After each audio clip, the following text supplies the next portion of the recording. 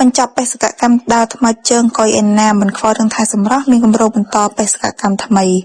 គ្រាន់តែបញ្ចប់បេសកកម្មដើរថ្មើរជើងមិនបានប៉ុន្មានថ្ងៃផងស្រាប់តែកញ្ញាកុយអេណាមានគម្រោងបន្តបេសកកម្មថ្មីជាបន្តទៀតដើម្បីផ្សារភ្ជាប់តំបន់ទេសចរនៅកម្ពុជាដោយមិនខ្វល់ពីរឿងថែរក្សាសម្រស់បេសកកម្មដើរថ្មើរជើងរបស់កញ្ញាកុយអេណាទី2ក្រុងភ្នំពេញទៅខេត្តសៀមរាបបានផ្ទុះកក្រើកពេញនៅក្នុងក្រៅប្រទេសនិងទទួលបានការគាំទ្រខ្លាំងពីមហាជនអ្នកខ្លះស្ទើរតែមិនជឿថានារីដ៏ស្រស់ស្អាតរូបនេះនឹងអាចធ្វើបាននោះទេតែសុខចិត្តលះបង់សម្រស់កម្លាំងកាយដើរពីចម្ងាយរាប់រយគីឡូម៉ែត្របែបនេះប៉ុន្តែអ្វីដែលភ្ញាក់ផ្អើលនោះគឺកញ្ញាកុយអេណាបានធ្វើសម្រេចក្នុងបេសកកម្មរបស់ខ្លួនថែមទាំងបានឆក់យកបេះដូងយ៉ាងច្រើនពីមហាជន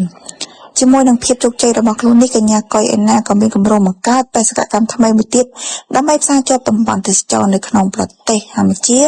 ដោយគម្រោងថ្មីដើរថ្មើរជើងពីទីក្រុងភ្នំពេញទៅខេត្តសៀមរាបដែរកញ្ញាកុយអេណានៅតែពុំទាន់បង្ហើបថានឹងបន្តបេសកកម្មនៅប៉ែកខាងណានៅឡើយទេដោយសារតែទើបតែបញ្ចប់បេសកកម្មទី1របស់ខ្លួននិងថាគម្រោងអាចនឹងចេញជារូបរាងក្នុងពេលឆាប់ៗខាងមុខបន្ទាប់ពីបំពេញបេសកកម្មទី1ចប់កញ្ញាកុយអេណាក៏បានបង្ហាញវត្តមានថ្មីជាមួយឈុតសម្លៀកបំពាក់អប្សរាយ៉ាងស្រស់ស្អាត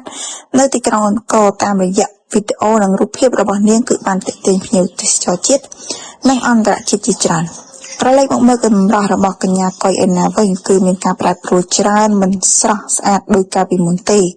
ជាពិសេសសម្បូរស្បែករបស់នាងពេលនេះកាន់តែឡើងខ្មៅជាងមុនចំពោះរឿងសម្រស់កញ្ញាកុយអេណាបានបញ្ជាក់ថានាងមិនខ្វល់ពីរឿងសម្រស់ទេពីព្រោះនាងចង់ធ្វើបេសកកម្មមួយនេះឲ្យចប់និងជោគជ័យធ្វើត្បិតតែសម្រស់សម្បូរនាងនៅទៅខ្មៅបន្តិចមែនប៉ុន្តែស្រស់ស្អាតនិងគួរឲ្យស្រឡាញ់ណាស់ដូចនឹងស្រាប់ហើយថានាងជាមនុស្សម្នាក់ដែលស្រឡាញ់សម្បូរបែបនេះ